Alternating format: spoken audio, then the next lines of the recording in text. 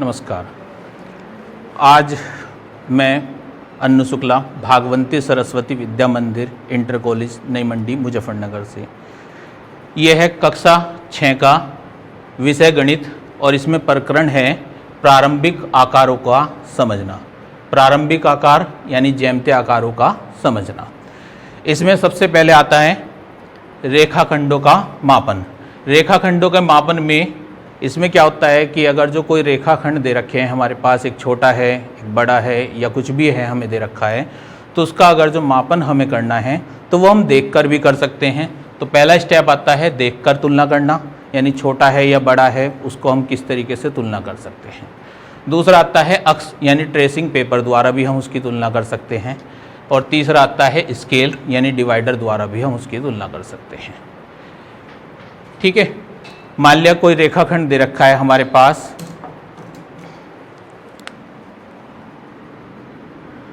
रेखाखंडों का मापन। रेखाखंडों का मापन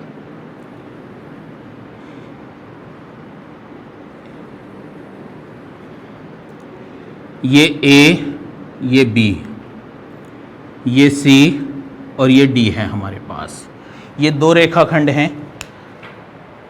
ए बी एक रेखाखंड है और सी डी एक दूसरा रेखाखंड है हमारे पास। हमें ये देखना है कि ये कौन सा छोटा है कौन सा बड़ा है, जिसे हम देखकर भी तुलना कर सकते हैं या हम स्केल द्वारा भी इसे नाप सकते हैं।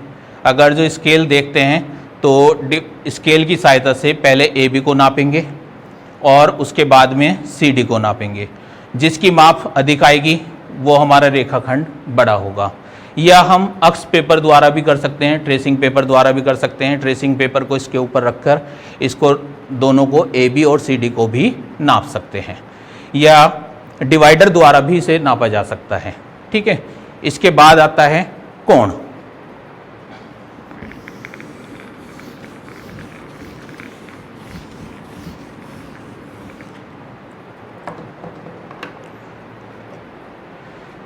इसके बाद आता है कोण।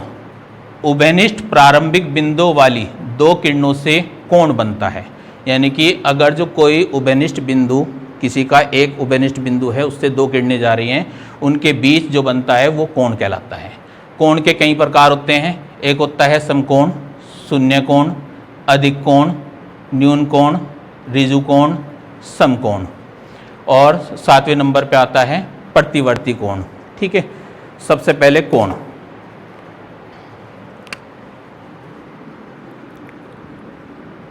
कोण मतलब एंगल। ये 7 प्रकार का होता है। एक किरण दे रखी है हमारे पास, इसका उभयनिष्ठ बिंदु ये है हमारे पास, जिसे नाम दे रहा हूं मैं O। एक किरण है हमारे पास दूसरी जिसका उभयनिष्ठ बिंदु भी O है हमारे पास, इसका नाम A और इसे हमने क्या कह दिया B। तो AOB एक कोण है हमारे पास, यानी कि दो किरणें हैं जिनका उभयनिष्ठ बिंदु O है हमारे पास। तो इसका एंगल जो बनेगा यानी जो कोण बनेगा वो AOB बनेगा। एंगल क्या है हमारे पास AOB। ये हमारे पास क्या है कोण है। ये कोण कई प्रकार के होते हैं, लगभग 7 प्रकार के हैं हमारे पास। सबसे पहले आता है शून्य कोण।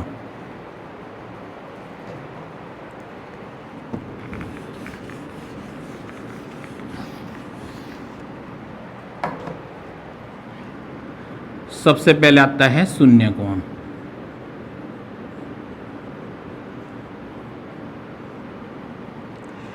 शून्य कोण में क्या होता है, अगर जो दो किरणें दे रखी हैं जिनका उभयनिष्ठ बिंदु सेम है, एक ही है हमारे पास, एक किरण है हमारे पास जिसे नाम दिया गया है PQ। एक दूसरी किरण है, उसकी डायरेक्शन भी यही है हमारे पास, जिसे नाम दे दिया PR। तो एक किरण है हमारे पास PR, दूसरी किरण है हमारे पास PQ। दोनों की दिशा जो है एक ही है हमारे पास, तो इनके बीच जो कोण बन रहा है वो 0 डिग्री का बन रहा है। तो इसका एंगल जो है हमारे पास R P Q, R P Q, जो कि कितने डिग्री का है हमारे पास? 0 डिग्री का है हमारे पास। अगर जो दो किरणें हैं और दोनों की डायरेक्शन एक है और उभयनिष्ठ बिंदु सेम है तो उनके बीच का जो कोण बनेगा वो कितना होगा हमारे पास? 0 डिग्री का होगा, जिसे हम शून्य कोण बोलते हैं। इसके बाद आता है समकोण।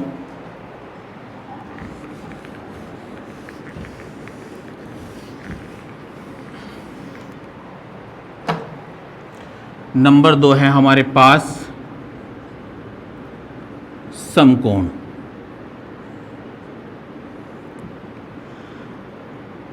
दो किरणें हैं जो एक दूसरे को 90 डिग्री के कोण पर प्रतिच्छेद कर रही हैं। ठीक है, ये हमारे पास O है, ये A और ये कितना है हमारे पास? B है। एक किरण OA और एक किरण OB जिनका उभयनिष्ठ बिंदु O है, जो एक दूसरे को 90 डिग्री के कोण पर प्रतिच्छेद कर रही हैं, तो इनके बीच का जो कोण है वो हमारे पास 90 डिग्री है, तो वो क्या कहलाता है? समकोण। यानी जो एंगल है हमारे पास AOB वो कितना है हमारे पास? 90 डिग्री है हमारे पास। यानी एंगल जो है हमारे पास AOB जिसकी माप कितनी है हमारे पास? 90 डिग्री है, तो वो क्या कहलाएगा? समकोण कहलाएगा। तीसरे नंबर पे आता है अधिक कोण।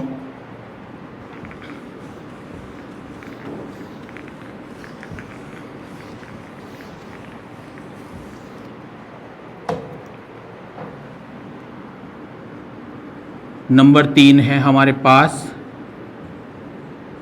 अधिक कोण।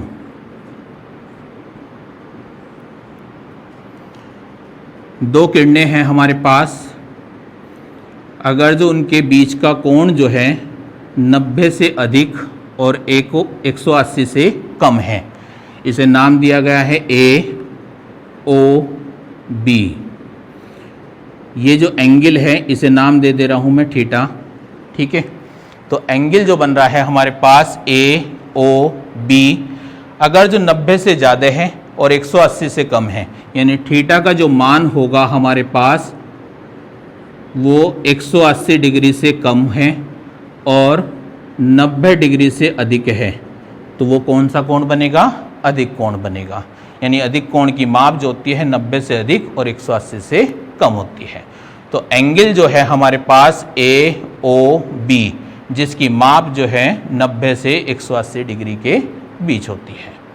ठीक है, इसके बाद आता है न्यून कोण।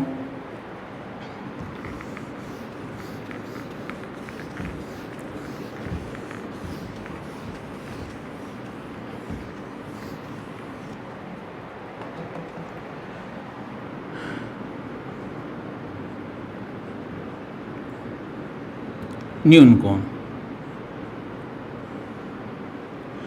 दो किरणें दे रखी है हमारे पास जिनका उभयनिष्ठ बिंदु सेम है और इनके बीच का एंगल मैंने मान लिया कितना है? थीटा है हमारे पास। एक ये किरण है और एक ये किरण है AOB।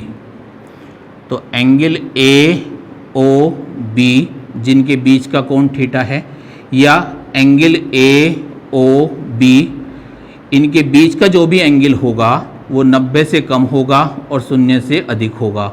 यानी थीटा का जो मान होगा वो 0 डिग्री से अधिक और 90 डिग्री से कम होगा, तो वो क्या कहलाएगा? न्यून कोण कहलाएगा। न्यून कोण जो है हमारे पास AOB की जो माप होगी वो 90 से कम और 0 डिग्री से अधिक होगी, तो वो क्या कहलाएगा? न्यून कोण कहलाएगा। इसके बाद आता है नंबर 5 ऋजु कोण।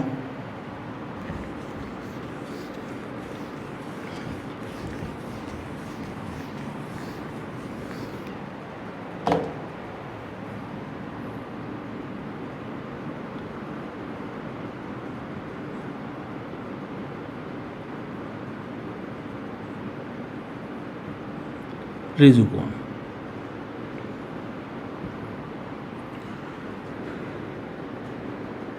एक सीधी रेखा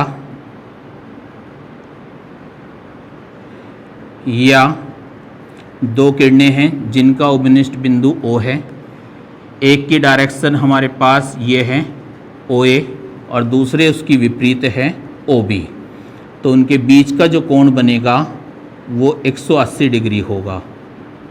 कितना होगा? 180 डिग्री। तो वो क्या कहलाता है? ऋजु कोण। ये दो समकोण को मिला के बनता है, या सीधी रेखा भी कह सकते हैं। ठीक है। जो विपरीत किरणें हैं हमारे पास, एक किरण OA है हमारे पास और दूसरी किरण हमारे पास OB है, जिनके बीच का कोण हमारे पास कितना है? 180 डिग्री है। तो ये क्या कहलाता है? ऋजु कोण कहलाता है। इसे हम दो समकोण भी कह सकते हैं। समकोण 90 डिग्री होता है और 90 के 2 में इंटू करके 180 आ जाएगा। या इसे आधा घूर्णन भी कह सकते हैं।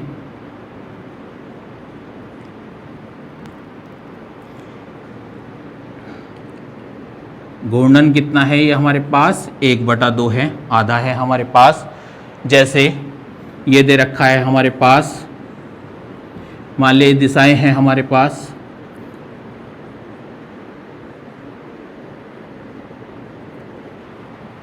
ईस्ट, वेस्ट, नॉर्थ, साउथ, पूरब, पश्चिम, उत्तर, दक्षिण। ये है हमारे पास। ये जो घूर्णन कहलाता है, ये पूरा एक चक्कर जो होता है वो घूर्णन है हमारे पास। क्या कहलाएगा? घूर्णन। मगर ये आधा चक्कर है हमारे पास, जिसकी डायरेक्शन जो है OA एक तरफ है जो ईस्ट की तरफ को है, और OB जो है हमारे पास वेस्ट की तरफ को है। तो ये आधा घूर्णन है, यानी दो समकोण हैं जो कि 180 डिग्री के बराबर है। इससे आगे आता है संपूर्ण कोण।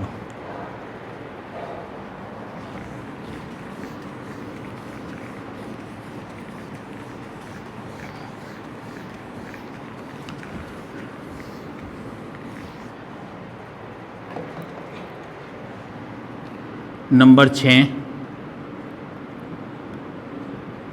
संपूर्ण कोण।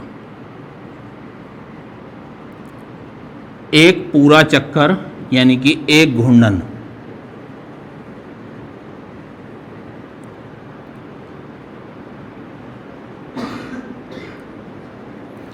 ये हमारे पास ईस्ट, वेस्ट, नॉर्थ और ये क्या है हमारे पास? साउथ है।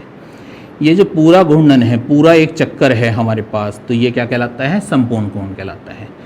संपूर्ण कोण जो होता है वो 360 डिग्री का होता है।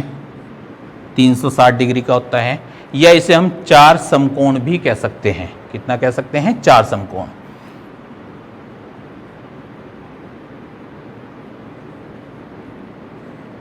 समकोण जो होता है वो 90 डिग्री का होता है। 90 डिग्री का। अगर जो 90 में 4 से इंटू करेंगे तो वो कितना आ जाएगा? 360। एक घूर्णन, एक घूर्णन भी कह सकते हैं इसको, पूरा एक चक्कर, तो वो क्या कहलाता है? समकोण कहलाता है। ठीक है। इसके बाद आता है प्रतिवर्ती 7वां एंगल।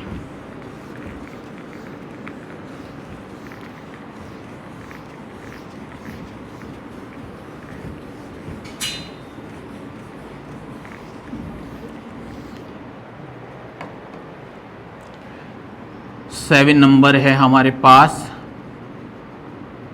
प्रतिवर्ती कोण।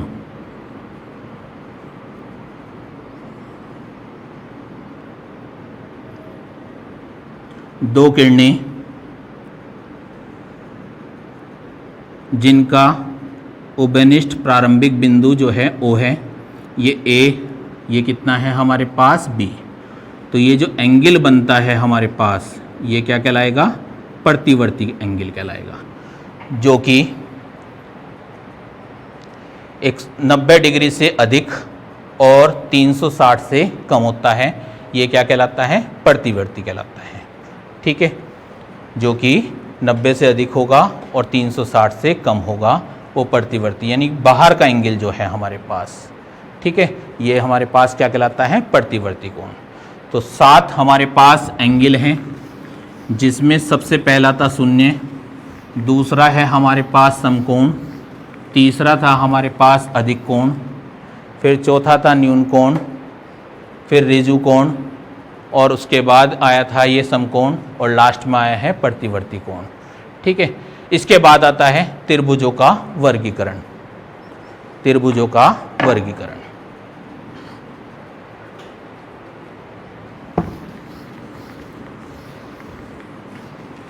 तीन सरल रेखाएं दे रखी हैं हमारे पास। तीन सरल रेखाओं से जो बंद आकृति बनती है वो त्रिभुज कहलाता है। त्रिभुज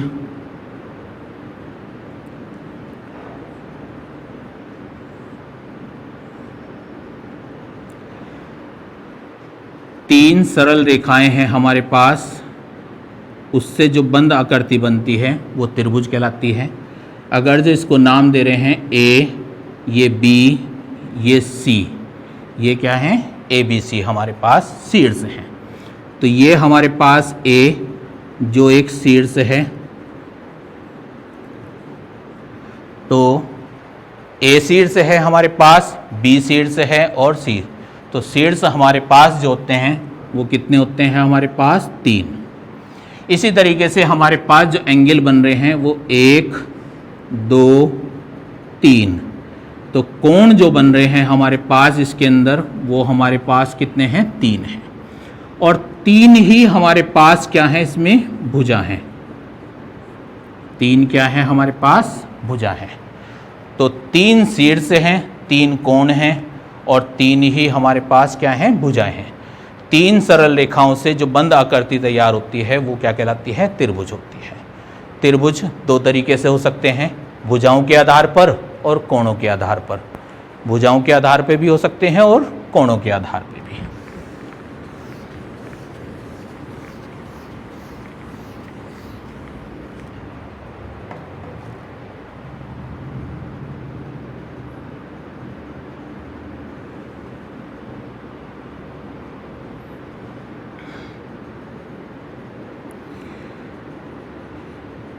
भुजाओं के आधार पर यह है हमारे पास कोणों के आधार पर।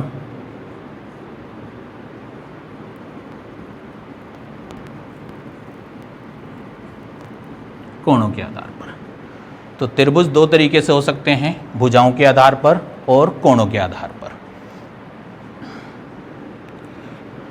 भुजाओं के आधार पर 3 तरह की आकृति बन सकती है। नंबर 1 विषम बाहु।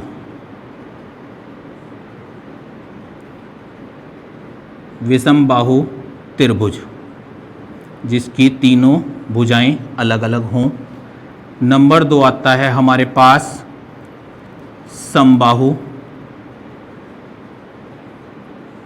त्रिभुज जिसकी तीनों भुजाएं बराबर होंगी। और नंबर 3 है हमारे पास समद्विबाहु।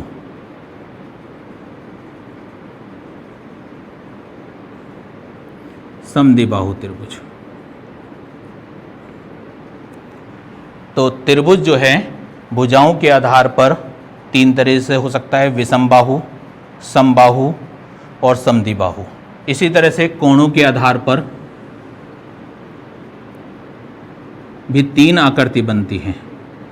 एक बनता है हमारे पास अधिक कोण त्रिभुज।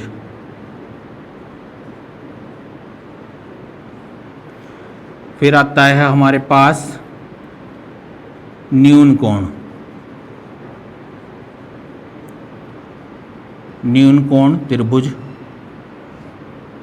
और फिर उसके बाद आता है समकोण त्रिभुज।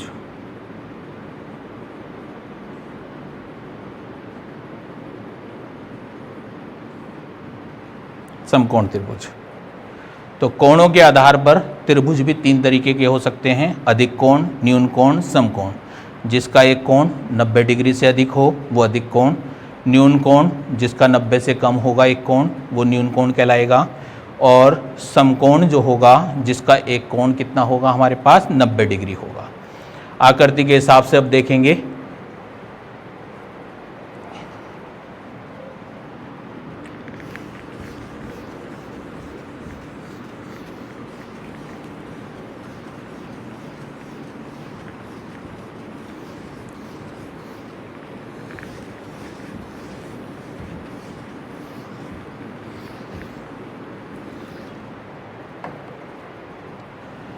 ये था त्रिभुज,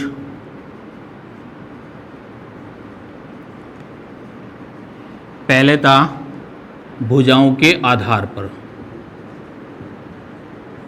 भुजाओं के आधार पर, जिसमें सबसे पहले आया था हमारे पास विषम बाहु त्रिभुज, विषम बाहु त्रिभुज,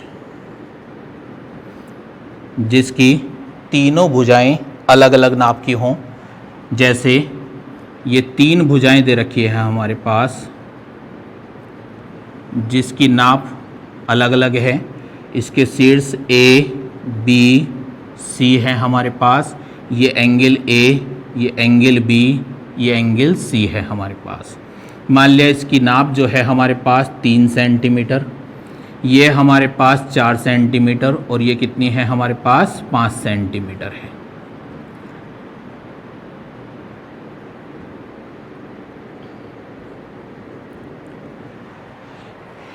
ये भुजा है हमारे पास ए बी, जिसकी नाप 3 सेंटीमीटर मान ली गई। ये हमारे पास ए सी है, जिसकी भुजा जो है 4 सेंटीमीटर है, और बी सी जो है हमारे पास 5 सेंटीमीटर है। अगर जो तीनों ही भुजा अलग अलग नाप की हैं, अलग अलग माप की हैं हमारे पास, तो वो कौन सा त्रिभुज बनेगा? विषमबाहु त्रिभुज बनेगा, जिसकी तीनों ही भुजाएं अलग अलग नाप की हैं हमारे पास। फिर आता है हमारे पास नंबर 2, समद्विबाहु त्रिभुज। नंबर 2 है हमारे पास समद्विबाहु त्रिभुज। सम मतलब समान, द्वि मतलब 2 और बाहु मतलब भुजा। जिसकी 2 भुजाएं बराबर हैं वो समद्विबाहु हो सकता है, होता है। ये ए, ये बी और ये कितना है? सी है। ये ए बी भुजा है, ये ए सी भुजा है। मैंने मान लिया ये हमारे पास 3 सेंटीमीटर और ये भी कितनी है? 3 सेंटीमीटर है। दोनों की माप बराबर है और ये हमने मान ली 5 सेंटीमीटर की भुजा। अगर जो किसी त्रिभुज की 2 भुजाएं बराबर हैं तो वो क्या कहलाएगा? समद्विबाहु त्रिभुज कहलाएगा। वो कैसा भी हो सकता है, हो सकता है इस तरीके से समकोण की आकृति में बन जाए। ये ए, ये बी, ये सी, मैंने मान लिया ए बी और बी सी आपस में क्या हैं? इक्वल हैं। हो सकता है ये 4 सेंटीमीटर, ये भी 4 सेंटीमीटर हो और ये अलग मान ली हमने 5 सेंटीमीटर। तो 2 भुजाएं अगर जो बराबर हैं तो वो क्या कहलाएगा? समद्विबाहु त्रिभुज कहलाएगा। यानी जिसकी 2 भुजाएं बराबर होंगी वो समद्विबाहु त्रिभुज कहलाएगा। तीसरे नंबर पर आता है समबाहु त्रिभुज।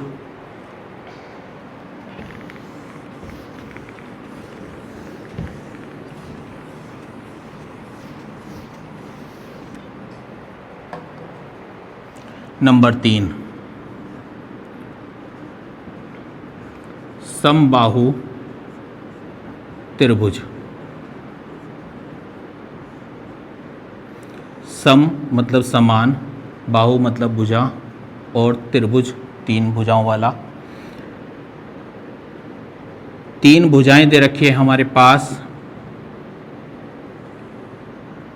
ये ए, ये बी, ये सी है हमारे पास। इसकी नाप हमारे पास 4 सेंटीमीटर, ये भी 4 सेंटीमीटर और ये भी हमारे पास कितनी है? 4 सेंटीमीटर है। अगर जो तीनों ही भुजा बराबर नाप की हों तो वो क्या कहलाएगा? समबाहु त्रिभुज कहलाएगा। हो सकता है हमारे पास ये ए, ये बी, ये सी, ये 3 सेंटीमीटर, 3 सेंटीमीटर और 3 सेंटीमीटर है।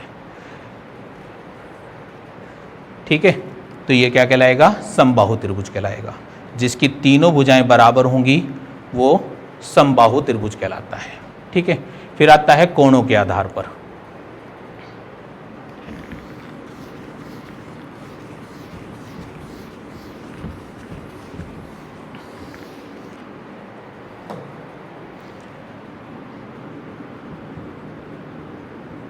कोणों के आधार पर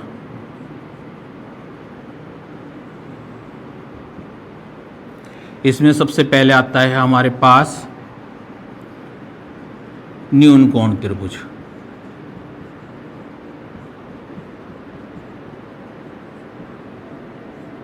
न्यून कोण त्रिभुज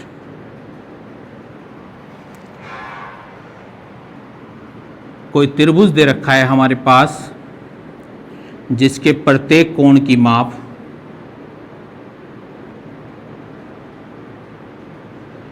90 डिग्री से कम है, ए बी सी। ये एंगल ए, ये एंगल बी और ये एंगल सी है। एंगल ए बी सी प्रत्येक कोण की माप जो है 90 डिग्री से कम हो तो वो न्यून कोण त्रिभुज कहलाता है। ठीक है, इसके बाद आता है अधिक कोण त्रिभुज।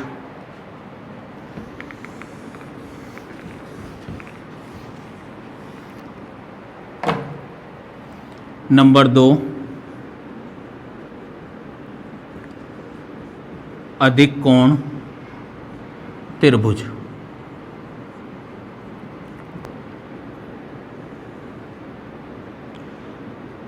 एक त्रिभुज दे रखा है हमारे पास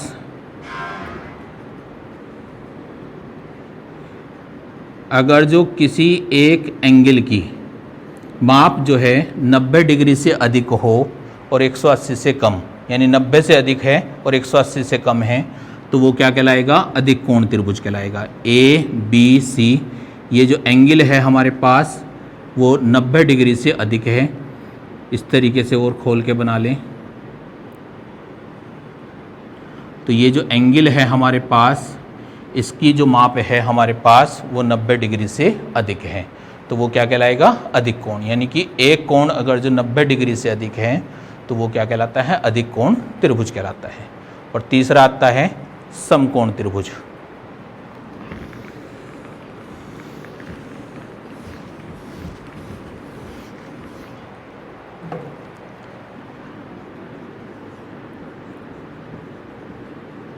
समकोण त्रिभुज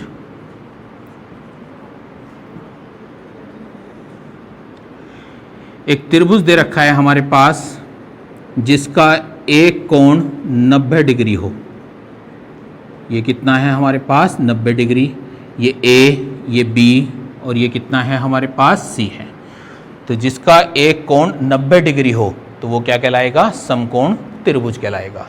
यानी कि एक कोण 90 डिग्री है हमारे पास, किसी भी तरीके से हो सकता है वो।